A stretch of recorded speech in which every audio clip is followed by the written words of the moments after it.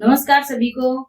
तो आप भी कर रहे हैं सीयूटी की तैयारी, एलडीसी की, लेबर असिस्टेंट की, राजस्थान पुलिस की, सभी भर्तियों की तैयारी कर रहे हैं तो इस क्लास में जुड़ जाइए, क्योंकि ये कल्चर टॉपिक है जो सभी एग्जामों में पूछा जाता है। इसीलिए मैं ये क्लास लेकर आई हूँ।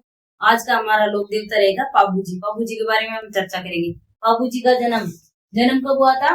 1239 ईस्वी को कोल्लू गाँव लोधी में इनका जन्म होता है। और पिता का नाम है धांधल जी राठौड़। माता का नाम कमला दे। और मेला कब बढ़ता है? चैत्र अमावस्या को इनका मेला लगता है पाबू जी को।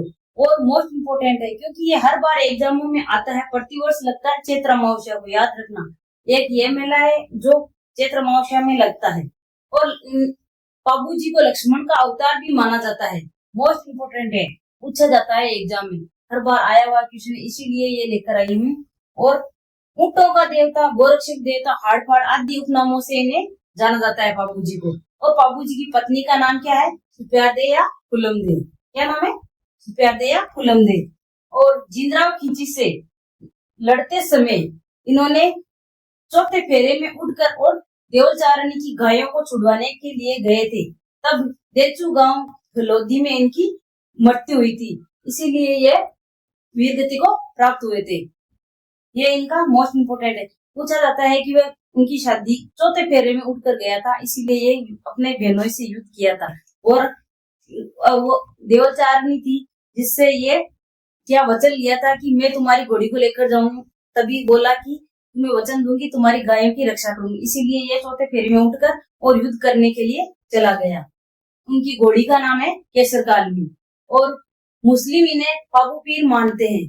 क्या मानते हैं? पाबू पीर। मारवाड़ में सर्वप्रथम ऊंट लाने का श्रेय पाबू जी को जाता है, क्योंकि ये सबसे पहले इन्होंने ही ऊंट को लाने का श्रेय इसी को जाता है, इसीलिए सबसे पहले ऊंट इन्होंने लाया है।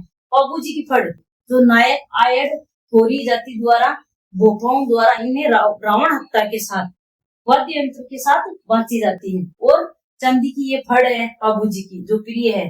और पाबू जी का प्रसिद्ध ग्रंथ है जो बहुत बार एग्जाम में आया हुआ क्वेश्चन है, इसीलिए पाबू जी का ग्रंथ है पाबू प्रकाश, जो आसिया मोर्जी ने लिखा है।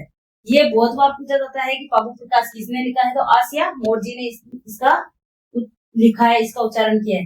पाबू जी का गीत है, पाबू जी का गीत भी पूछा जाता है।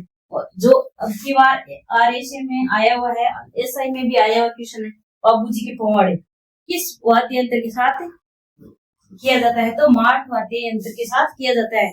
और नायक और व्यापारी जाति द्वारा इनका वाचन किया जाता है। और पाबू जी का प्रतीक चिन्ह भी पूछा जाता है। प्रतीक चिन्ह क्या है? भाला है। थैंक यू, धन्यवाद। आज की क्लास यहीं तक रहेगी। अगला टॉपिक यही है, कल्चर से रहेगा, जो देवनारायण जी का रहेगा, बहुत बड़ा रहेगा, क्योंकि बहुत बड़ा है, इसीलिए उनमें से मोस्ट लेकर आऊंगी। आज का भी ये बड़ा है और कल का भी बड़ा है। दो पंचवीरों में है बड़े बड़े और तो छोटे छोटे। तो कल की क्लास जरूर देख लेना। आज की क्लास यहीं पे रहेगी। थैंक यू, धन्यवाद, राधे राधे।